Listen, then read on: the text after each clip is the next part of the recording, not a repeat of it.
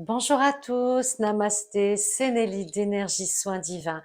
Aujourd'hui, bien, pour la vidéo du dimanche, je voulais tout d'abord vous souhaiter de très bonnes fêtes de Noël, passer des bons moments en famille et nous avons aussi une pensée pour toutes les personnes qui seront seules pour ces fêtes de Noël.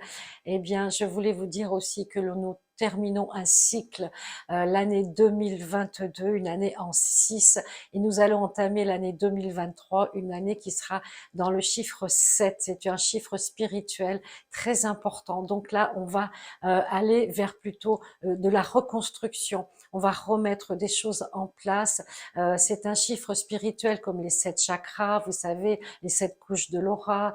Il y a plein de les 7 merveilles du monde, les 7 constellations des Pléiades, etc. Donc c'est un chiffre qui va nous permettre une reconnexion, une renaissance à nous-mêmes.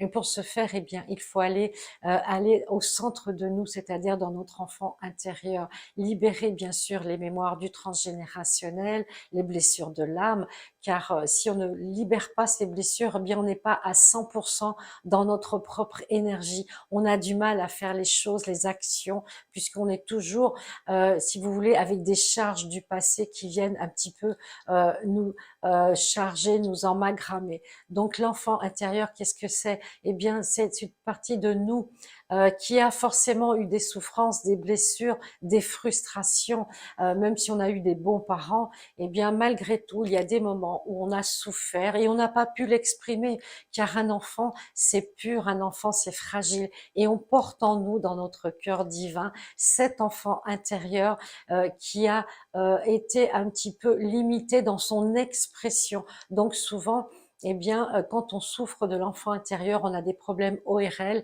puisque le chakra gorge, c'est le chakra de l'expression, de la communication. Et il est relié au chakra sacré, celui de l'émotionnel.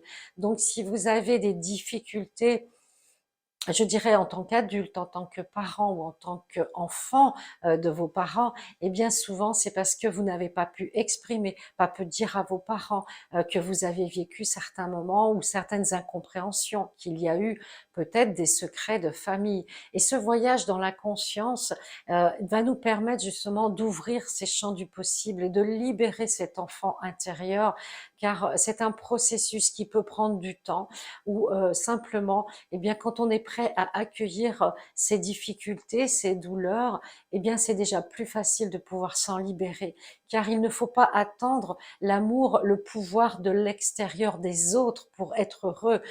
Il faut se le donner à soi. C'est vraiment la première chose à faire, parce que nous sommes nos propres parents, nous sommes nos propres je dirais, nos propres garants de notre amour, de notre bonheur. Et il faut s'écouter, écouter notre enfant intérieur. C'est un petit peu comme un guide qui est empreint de pureté, de rêves. Et tous ces rêves que vous aviez enfant, peut-être posez-vous la question, à quoi rêviez-vous quand vous étiez petit?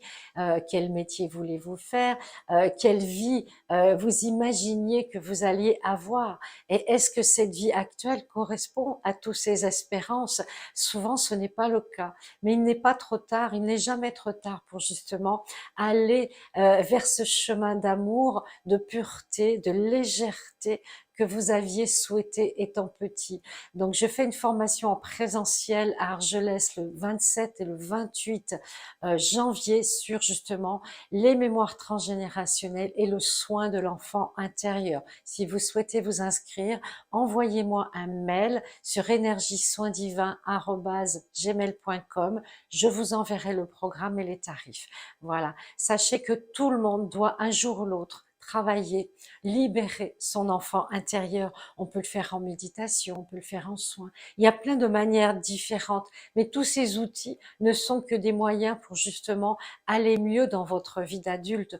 Et vous savez, c'est pas si difficile que ça, parce que moi, je ne fais pas d'hypnose, je ne fais pas de rebirth, je fais simplement une ouverture de conscience, et vraiment, on se reconnecte à qui on est vraiment au fond de nous, car nous avons tous une personnalité, nous avons tous des affinités, des capacités, des possibilités.